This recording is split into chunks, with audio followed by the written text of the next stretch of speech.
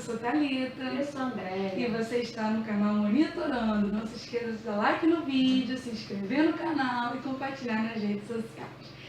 Então, ainda falando sobre as políticas e organização da educação brasileira, vamos falar hoje sobre a era Lula, que foi a era que veio posteriormente ao governo da FHC, que foi do nosso vídeo anterior. O governo da FHC durou 2 mandatos presidenciais e o governo Lula também foram 2 mandatos presidenciais, de 2003 até 2010. E sobre esse mandato, que foi um mandato longo, foram 2 mandatos seguidos, foi uma gestão presidencial bem longa, então teve continuidade de bastante coisa, bastante projeto, bastante políticas públicas. Queremos saber quais foram as principais políticas públicas voltadas para a educação.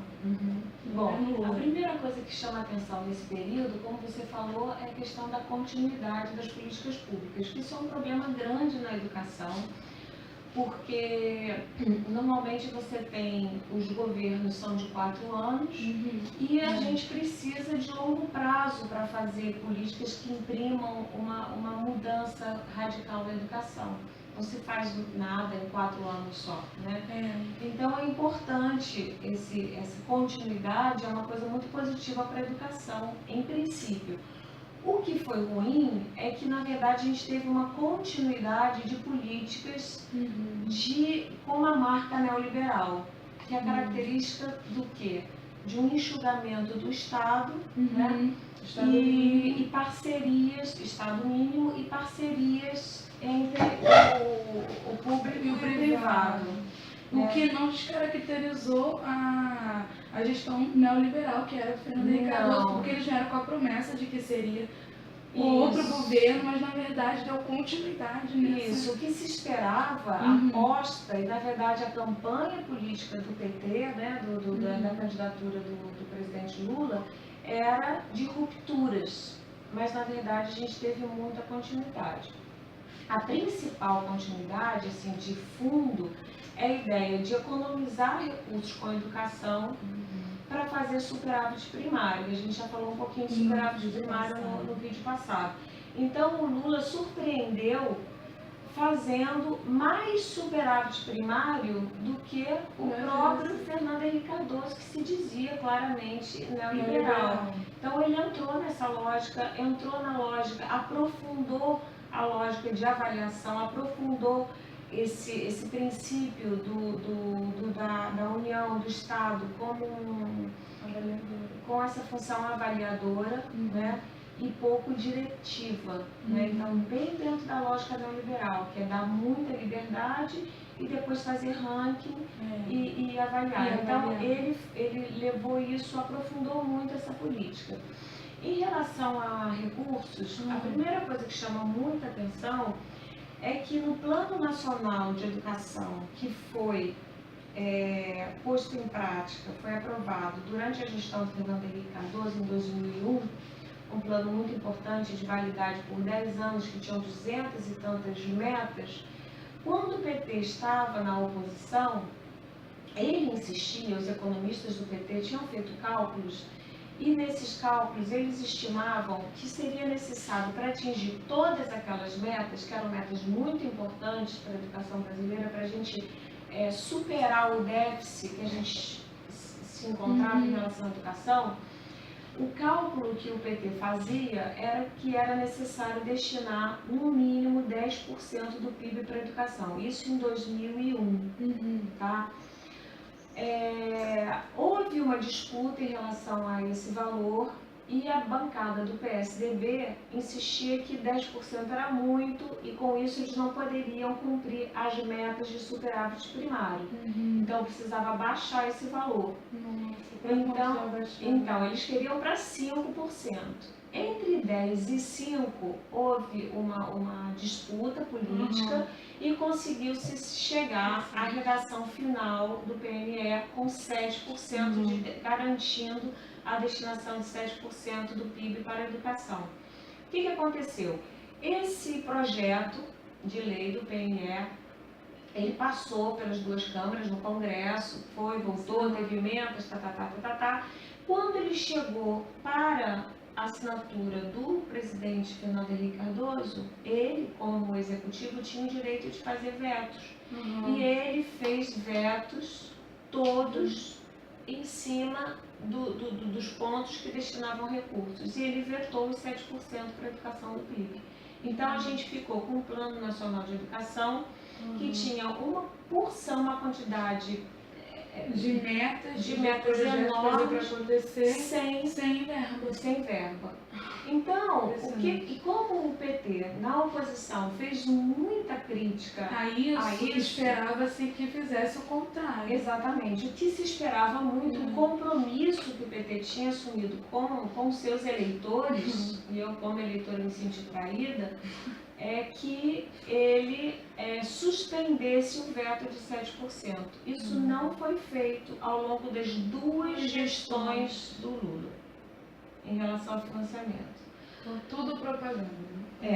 Outra coisa, também em relação ao financiamento, é que, além de não assumir o compromisso de destinação de recursos para a educação no Plano Nacional de Educação, o presidente Fernando Henrique Cardoso também, através de uma emenda constitucional, criou a DRU, que é a desvinculação dos recursos da União. Vocês lembram que a gente comentou aqui que um grande avanço na LDB de 96 e a Constituição Federal de 88 foi justamente a vinculação de recursos para a educação, 25% dos municípios e 18% da União. Através dessa emenda, que é a DRU, desvinculação de recursos da União, como o nome diz, a União, em algumas situações, diz: olha, eu devo, pela Constituição Federal de 88 e pela LDB, destinar 18% dos recursos da União para a educação. Mas, através da DRU, eu posso desvincular. Eu posso dizer, não posso pagar. E foi um recurso que o Fernando Henrique Cardoso usou continuamente. Tá? Ele usou esse recurso. Se esperava também que o presidente Lula acabasse com a DRU, mas durante toda a gestão dele, ele manteve a DRU. Ou seja, ele também, assim como Fernando Henrique Cardoso, o presidente Lula também não descumpriu a destinação constitucional de 18% para a educação. E com esse fundo, pegando nesse viés de recursos para a educação, o que você diria sobre o Fundeb?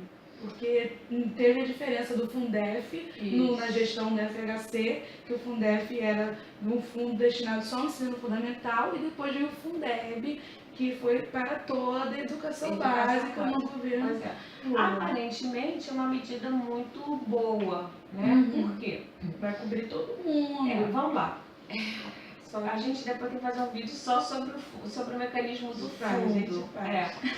Que é complexo. Então, assim, falando de maneira geral, o Fundef, como a gente já comentou no vídeo passado, foi uma ideia que saiu da parceria com o MEC e o ZAID durante a ditadura militar, nos anos 70, para os municípios do Nordeste, que tinham um nível de evasão muito grande, desenvolvimento muito baixo. Então, era uma maneira, os fundos, né, essa política de fundos para destinar recursos para os municípios, é uma forma de a União economizar dinheiro, na verdade, porque os que têm mais dão para os que têm menos, e dessa forma a União não precisa suplementar, tá certo? Então, o que melhor teria acontecido seria a descontinuidade, nesse caso, dessa política de fundo, né? Mas o que o presidente Lula faz? Na verdade, ele aprofunda a política de fundo, criando o Fundeb. A crítica que se fazia ao Fundef é que o Fundef era um fundo que privilegiava o ensino fundamental e deixava descobertos os outros níveis de ensino. Com isso, o Fernando Henrique conseguiu, foi uma vitória, universalizar o acesso ao ensino fundamental, com o prejuízo de todos os outros níveis de ensino. Então, educação infantil ficou muito enfraquecida, ensino médio sofreu muito, e o que mais sofreu foi o ensino superior. O período do Fernando Henrique Cardoso foi um período péssimo para o ensino superior, pouquíssima verba. Então, a ideia que a gente tem é a seguinte: como a gente falou no começo aqui sobre as políticas de financiamento, tinham poucos recursos para a educação e o Lula manteve os poucos recursos para a educação. Então, na verdade, o Lula não aumentou em relação ao PIB destinação de recursos para a educação, por duas razões que eu falei agora. Porque ele não desfez o veto dos 7%, que já eram insuficientes, e porque ele manteve a DRU, tá certo? Então, a destinação de recursos para a educação durante o governo Lula continuou na base de 5% do PIB. Tem autores que vão dizer 4, tanto, tem autores que vão dizer 6, mas por aí, tá? 5%. Então, o que ele fez? Ele continuou com essa mesma lógica de expansão precarizada. O Fernando Henrique Cardoso tinha expandido o ensino fundamental de forma precarizada, sem qualidade, só na quantidade. Sim. O presidente Lula, então, desloca esse cobertorzinho do ensino fundamental, esse cobertorzinho são 5% do PIB, desloca isso para o ensino superior. E com isso ele consegue fazer uma expansão do ensino superior, criou algumas universidades federais. Através de qual medida? Através de qual decreto? Do REUNE.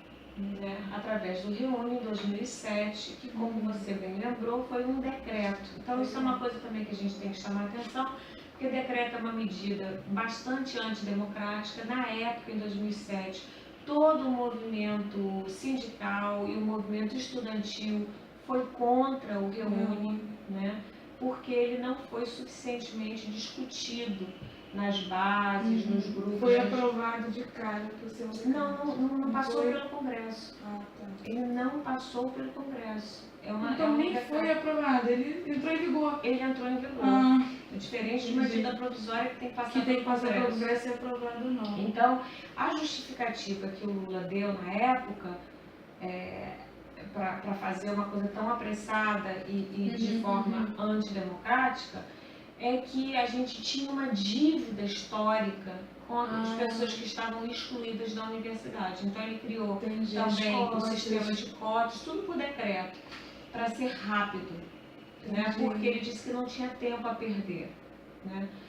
Na verdade, o que ele deu continuidade foi a lógica de expansão precarizada. Então a gente precisava melhorar os índices de acesso da população brasileira ao ensino superior, que eram muito baixos. Isso prejudicava também uma ambição brasileira na diplomacia internacional, que era ter um assento na Comissão de Segurança da ONU. Então o Brasil pleiteava essa posição estratégica na diplomacia internacional. E para isso a gente não podia pleitear essa vaga com os índices tão baixos. O ensino superior brasileiro, ele tinha, ainda tem, mas era pior nessa época, ele tinha um dos piores índices de democratização. Significa o quê? Só os estratos da sociedade que tem maior renda per capita é que tinham acesso à educação. Então, as camadas populares estavam mal representadas no ensino superior e isso pegava muito mal em âmbito internacional, com um país que tinha ambições de assumir uma liderança na América Latina. Isso, assim, falando um pouco de geopolítica. Sim. Então, foi nesse contexto de cotas, de democratizar, que foi usada essa palavra, democratização do ensino superior. Isso. Foi aí que o Enem passou a ter um caráter probatório, um caráter de acesso ao ensino superior, então, quais foram as medidas? medidas? Vamos pensar aqui quais foram as medidas. Então, primeira coisa, o Fundeb, ele também se articula com a expansão do ensino superior. Por quê? Porque que através do Fundeb, É quando ele estende para todo mundo e aí pode investir no ensino superior. Na verdade ele esticou mais o tal do cobertorzinho, né? Ele desloca Como é que ele pode deslocar para o ensino superior? Sucateando toda a educação básica. Entendeu? Como é que se sucateia a educação básica? O Fundeb ajudou a sucatear. Porque apesar de ter, depois a gente vai discutir isso, apesar do Fundeb ter incorporado mais receita, recursos novos, lembrando sempre que esses fundos não têm dinheiro da União, porque a União já desvinculou por conta da TRU, ele entram, no fundo, passaram a entrar impostos novos do que os que entravam, dos que compunham o Fundeb. Só que também aumenta muitíssimo o número de matrículas atendidas, porque todo o ensino básico. Então aquilo se diluiu e precarizou muito a educação básica inteira. E esse foi o custo da expansão do ensino superior. Que aí vieram o SISU, FIES, ProUni. Então vamos ver. Aí o que aconteceu? Então o ensino superior foi o recurso que foi dado para a expansão do ensino superior veio da precarização da educação básica, tá? Que foi conseguida através desse fundo, que garante menos destinação de recursos da União para a educação. A expansão do ensino superior se deu através de algumas medidas, como você bem lembrou, o acesso ao ensino superior através do Enem, né? E que se deu da seguinte maneira: como as universidades, o ensino superior, foi muito precarizado durante o Fernando Henrique Cardoso, justamente para dar recursos para o ensino fundamental, porque funciona assim, né? Você cobre daqui e descobre de lá. As universidades não aguentavam mais, faltava muito dinheiro. Então, o governo federal falou o seguinte: olha, a gente destina recursos, a gente tem um dinheiro aqui que pode doar para a universidade, mas vocês vão ter que dar uma contrapartida. Esse dinheiro foi condicionado. Isso é uma crítica que se faz também, porque dessa forma você ameaça a autonomia universitária. Então o REUNE, ele é uma ameaça, na verdade, ele enfraquece mesmo a autonomia universitária, porque os reitores tiveram que abraçar o conjunto de medidas que o REUNE exigia. Para poder receber a verba. Entendi. E basicamente essas exigências eram criação de cursos novos, inovadores, havia essa palavra, e aí é impossível não lembrar da modernização conservadora da ditadura militar, né? Só que essa palavra parece inovação, enfim. Cursos inovadores que na verdade eram cursos mais baratos para serem criados. Mas como se criou cursos, não importa se é barato ou não, ganharam verba. Ganharam verba, tá? Criaram cursos novos, criaram cursos noturnos para os trabalhadores, aderiram ao sistema de cotas. Essas eram as condições para receber as verbas federais. E interiorizaram. Interiorização. E também acabaram com os vestibulares próprios. Todo mundo aderiu ao Enem. Era condição para receber a verba. A UF foi das últimas universidades a aderir ao REUNE. Resistiu, os estudantes resistiram muito porque eram contrários. Ou seja, isso é bom a gente lembrar que as forças progressistas resistiram a essas políticas, mas acabaram aderindo. Porque viram que realmente acabaram. Não tinha jeito, né? Então aderiram, então a gente tinha isso, e criou-se também o SISU, aos moldes um pouco da reforma de Bolonha na Europa, tá?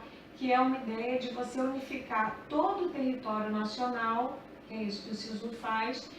Então, como é que funciona o SISU? Você tem um ensino, você faz a prova para o ensino médio, consegue uma pontuação, e através daquela pontuação, o SISU é uma espécie de bolsa de valores. Isso. Você bota lá os pontos que você tem e vê o que ações você pode comprar. Isso. Então, o que aconteceu com o SISU?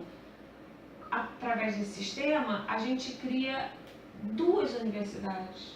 A gente cria uma universidade de primeira classe e cria uma universidade de segunda classe para as camadas populares. Dentro do ensino Aqueles que não, público. exatamente. Então, dentro do ensino público superior,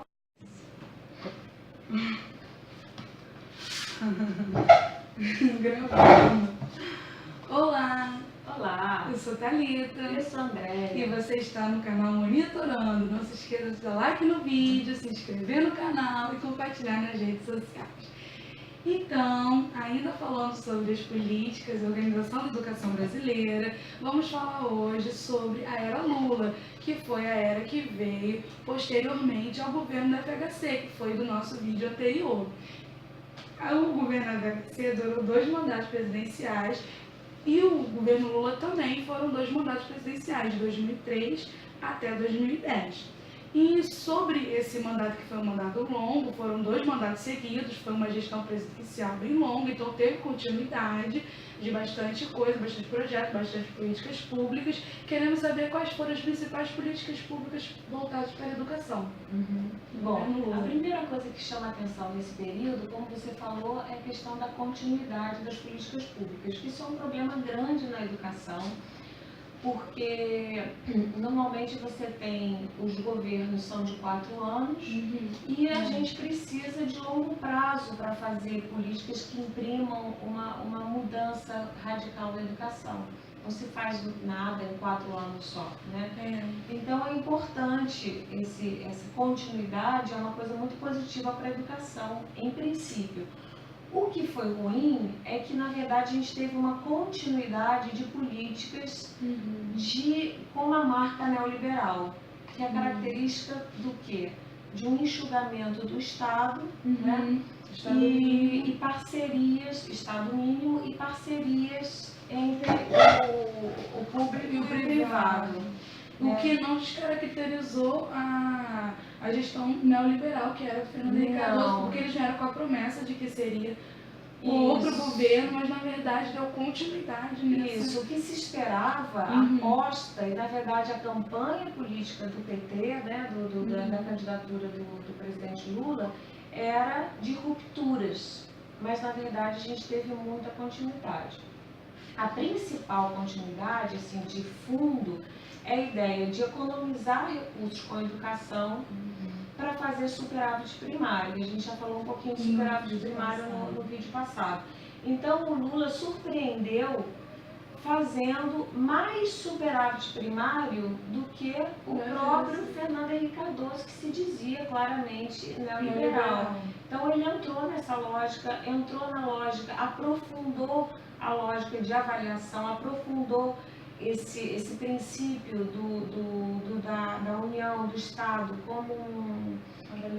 com essa função avaliadora, né, e pouco diretiva. Né? Então, bem dentro da lógica neoliberal, que é dar muita liberdade e depois fazer ranking e avaliar. Então, ele levou isso, aprofundou muito essa política.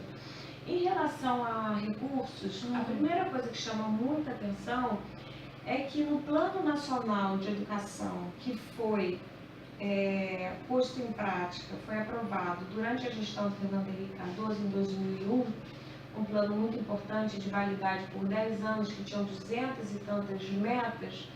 Quando o PT estava na oposição, ele insistia, os economistas do PT tinham feito cálculos, e nesses cálculos eles estimavam que seria necessário, para atingir todas aquelas metas, que eram metas muito importantes para a educação brasileira, para a gente superar o déficit que a gente se encontrava em relação à educação, o cálculo que o PT fazia era que era necessário destinar no mínimo 10% do PIB para a educação, isso em 2001, tá?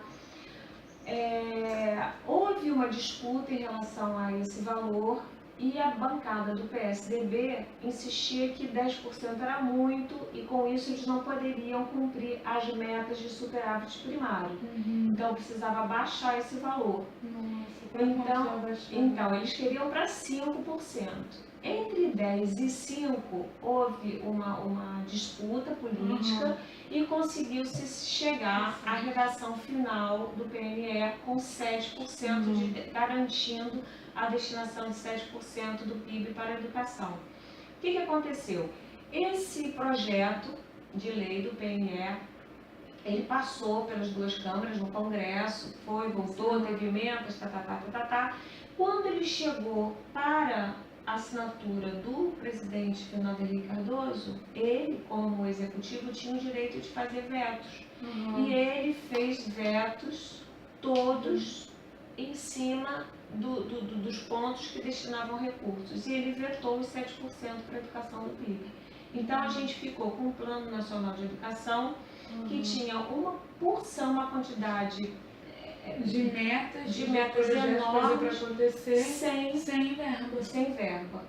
Então, como o PT, na oposição, fez muita crítica a isso, esperava-se que fizesse o contrário. Exatamente. O que se esperava muito, o compromisso que o PT tinha assumido com seus eleitores, e eu como eleitora me senti traída, é que ele suspendesse o veto de 7%.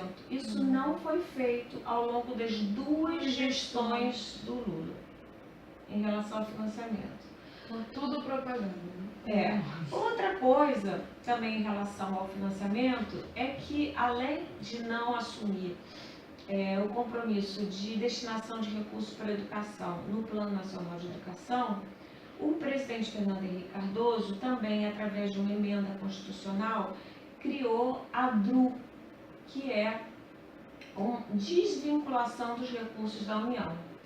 Vocês lembram que a gente comentou aqui que um grande avanço na LDB de 96 e a Constituição Federal de 88 foi justamente a vinculação de recursos para a educação, 25% dos municípios e 18% da União. Através dessa emenda, que é a DRU, desvinculação de recursos da União, como o nome diz, a União, em algumas situações, diz: olha, eu devo, pela Constituição Federal de 88 e pela LDB, destinar 18% dos recursos da União para a educação. Mas, através da DRU, eu posso desvincular. Eu posso dizer, não posso pagar. E foi um recurso que o Fernando Henrique Cardoso usou continuamente. Tá? Ele usou esse recurso.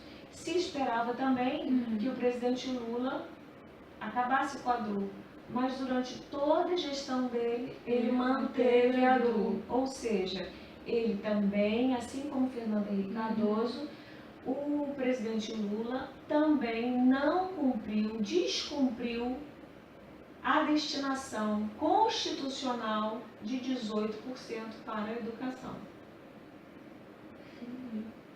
E com esse fundo, pegando nesse viés de recursos para a educação, o que você diria sobre o Fundeb?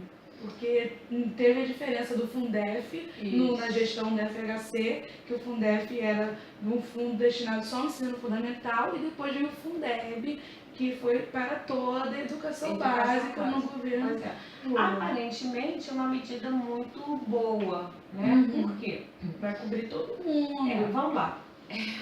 A gente depois tem que fazer um vídeo só sobre o mecanismo do fundo, que é complexo. Então, assim, falando de maneira geral, o Fundef, como a gente já comentou no vídeo passado, foi uma ideia que saiu da parceria com o MEC e o ZAID durante a ditadura militar, nos anos 70, para os municípios do Nordeste, que tinham um nível de evasão muito grande, desenvolvimento muito baixo. Então, era uma maneira, os fundos, né, essa política de fundos para destinar recursos para os municípios, é uma forma de a União economizar dinheiro, na verdade, porque os que têm mais dão para os que têm menos, e dessa forma a União não precisa suplementar, tá certo? Então, o que melhor teria acontecido seria a descontinuidade, nesse caso, dessa política de fundo, né? Mas o que o presidente Lula faz? Na verdade, ele aprofunda a política de fundo, criando o Fundeb. A crítica que se fazia ao Fundef é que o Fundef era um fundo que privilegiava o ensino fundamental e deixava descobertos outros níveis de ensino. Isso. Com isso, o Fernando Henrique conseguiu, foi uma vitória, universalizar o acesso ao ensino fundamental, com o prejuízo de todos os outros níveis de ensino. Então, educação infantil ficou muito enfraquecida, ensino médio sofreu muito, e o que mais sofreu foi o ensino superior. O período do Fernando Henrique Cardoso foi um período péssimo para o ensino superior, pouquíssima verba. Então, a ideia que a gente tem é a seguinte: como a gente falou no começo aqui sobre as políticas de financiamento, de poucos recursos para a educação, e o Lula manteve os poucos recursos para a educação. Então, na verdade, o Lula não aumentou em relação ao PIB destinação de recursos para a educação, por duas razões que eu falei agora. Porque ele não desfez o veto dos 7%, que já eram insuficientes, e porque ele manteve a DRU, tá certo? Então, a destinação de recursos para a educação durante o governo Lula continuou na base de 5% do PIB. Tem autores que vão dizer 4, tanto, tem autores que vão dizer 6, mas por aí, tá? 5%. Então, o que ele fez? Ele continuou com essa mesma lógica de expansão precarizada. O Fernando Henrique Cardoso tinha expandido o ensino fundamental de forma precarizada, sem qualidade, só na quantidade. Sim. O presidente Lula, então, desloca esse cobertorzinho do ensino fundamental, esse cobertorzinho são 5% do PIB, desloca isso para o ensino superior. E com isso ele consegue fazer uma expansão do ensino superior, criou algumas universidades federais. Através de qual medida? Através de qual decreto? Do REUNE. Através do REUNE em 2007, que, como você bem lembrou, foi um decreto. Então isso é uma coisa também que a gente tem que chamar a atenção, porque o decreto é uma medida bastante antidemocrática. Na época, em 2007, todo o movimento sindical e o movimento estudantil foi contra o REUNE, né? Porque ele não foi suficientemente discutido nas bases, nos grupos. Foi aprovado de cara por seu Não passou pelo Congresso. Ah, tá. Ele não passou pelo Congresso. Então nem foi aprovado, ele entrou em vigor. Ele entrou em vigor. Diferente de uma medida provisória que tem que passar pelo Congresso e aprovado não. Então, a justificativa que o Lula deu na época para fazer uma coisa tão apressada e de forma antidemocrática, é que a gente tinha uma dívida histórica com as pessoas que estavam excluídas da universidade. Então ele criou também o sistema de cotas, tudo por decreto, para ser rápido, né? Porque ele disse que não tinha tempo a perder, né? Na verdade, o que ele deu continuidade foi a lógica de expansão precarizada. Então a gente precisava melhorar os índices de acesso da população brasileira ao ensino superior, que eram muito baixos. Isso prejudicava também uma ambição brasileira na diplomacia internacional, que era ter um assento na Comissão de Segurança da ONU. Então o Brasil pleiteava essa posição estratégica na diplomacia internacional. E para isso a gente não podia pleitear essa vaga com os índices tão baixos. O ensino superior brasileiro, ele tinha, ainda tem, mas era pior nessa época, ele tinha um dos piores índices de democratização. Significa o quê? Só os estratos da sociedade que tem maior renda per capita é que tinham acesso à educação. Então, as camadas populares estavam mal representadas no ensino superior, e isso pegava muito mal em âmbito internacional para um país que tinha ambições de assumir uma liderança na América Latina. Isso, assim, falando um pouco de geopolítica. Sim. Tá? Então foi nesse contexto de cotas, de democratizar, que foi usada essa palavra, democratização do ensino superior. Isso. Foi aí que o Enem passou a ter um caráter probatório, um caráter de acesso ao ensino superior, então, diferente de antes. Vamos pensar aqui quais foram as medidas. Então, primeira coisa, o Fundeb, ele também se articula com a expansão do ensino superior. Por quê? Porque através do Fundeb, ele estende para todo mundo e aí pode investir no ensino superior. Na verdade, ele esticou. Mas o tal do cobertorzinho, né, ele desloca pro... Como é que ele pode deslocar para o ensino superior? Sucateando toda a educação básica. Entendeu? Como é que se sucateia a educação básica? O Fundeb ajudou a sucatear. Porque apesar de ter, depois a gente vai discutir isso, apesar do Fundeb ter incorporado mais receita, recursos novos, lembrando sempre que esses fundos não têm dinheiro da União, porque a União já desvinculou por conta da DRU, ele entram, no fundo, passaram a entrar impostos novos do que os que entravam, dos que compunham o Fundeb. Só que também aumenta muitíssimo o número de matrículas atendidas, porque é todo o ensino básico. Então aquilo se diluiu e precarizou muito a educação básica inteira.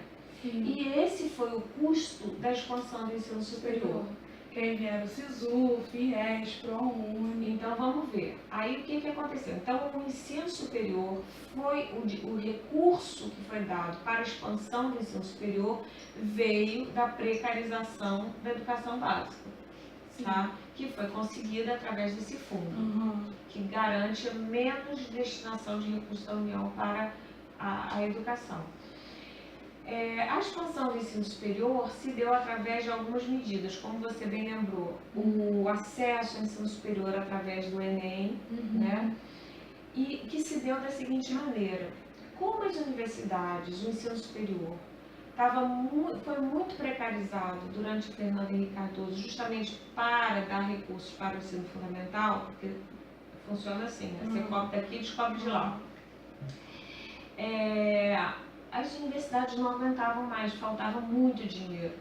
Então, o governo federal falou o seguinte: olha, a gente destina recursos, a gente tem um dinheiro aqui que pode doar para a universidade, mas vocês vão ter que dar uma contrapartida. Esse dinheiro foi condicionado. Isso é uma crítica que se faz também, porque dessa forma você ameaça a autonomia universitária.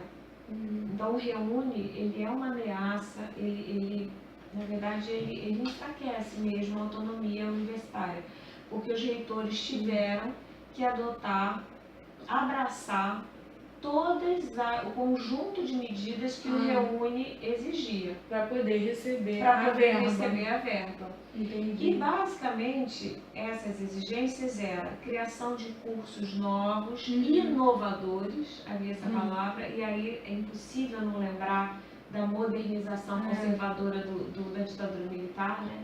Só que essa palavra parece inovação, enfim. Cursos inovadores que na verdade eram cursos mais baratos para serem criados. Mas como se criou cursos, não importa se é barato ou não, ganharam verba. Ganharam verba, tá? Criaram cursos novos, criaram cursos noturnos para os trabalhadores, aderiram ao sistema de cotas. Essas eram as condições para receber as verbas federais. E interiorizaram a interiorização. E também acabaram com os vestibulares próprios. Todo mundo aderiu ao Enem. Era condição para receber a verba. A UF foi das últimas universidades a aderir ao REUNI. Resistiu, os estudantes resistiram muito porque eram contrários. Ou seja, isso é bom a gente lembrar que as forças progressistas resistiram a essas políticas, mas acabaram aderindo. Porque viram que realmente acabaram. Não tinha jeito, né? Então aderiram, então a gente tinha isso e criou-se também o SISU, aos moldes um pouco da reforma de Bolonha na Europa. tá? Que é uma ideia de você unificar todo o território nacional, que é isso que o SISU faz. Então, como é que funciona o SISU? Você tem um ensino, você faz a prova para o ensino médio, consegue uma pontuação, e através daquela pontuação, o SISU é uma espécie de bolsa de valores. Isso. Você bota lá os pontos que você tem e vê o que Quem tem mais ações, entra. que ações você pode comprar. Isso. Então, o que aconteceu com o SISU? Através desse sistema, a gente cria 2 universidades. A gente cria uma universidade de primeira classe e cria uma universidade de segunda classe para as camadas populares. Dentro do Aqueles ensino que não, público. exatamente. Então, dentro do ensino público superior, a gente refaz a lógica da desigualdade e da hierarquia, das diferenças, das desigualdades. A gente não acaba com as desigualdades, a gente traz a lógica, a gente reproduz as desigualdades no ensino superior. Então, os cursos das humanas, os cursos que são mais baratos e cujas profissões são menos valorizadas, são acessíveis aos alunos que tinham menos pontos. Exato. Tá? E as outras já são super disputadas, Só para as elites.